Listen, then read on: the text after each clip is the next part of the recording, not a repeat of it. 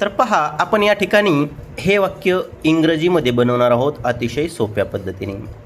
आपण रोज एक मराठी वाक्य इंग्रजीमध्ये बनवत आहोत आणि याचा तुम्हाला इंग्रजी बोलण्यासाठी नक्कीच फायदा होईल. पहा, वाक्य काय आहे? रामाने रावणास मारले. काय करायचं बघा, अतिशय सोपी पद्धत सांगतो.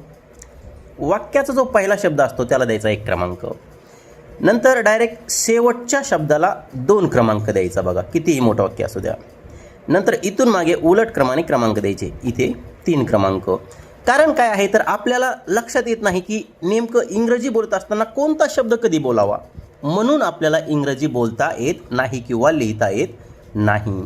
आता पहा, मग काय करायचं आहे?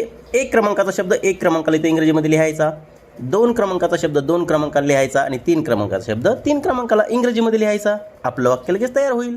बघा, आता रामाने, तर इथं लिहून घ्या RAM, राम. मारले, आता बघा कधीही लक्षात ठेवायचं, मारले म्हणजे भूतकाळ आहे.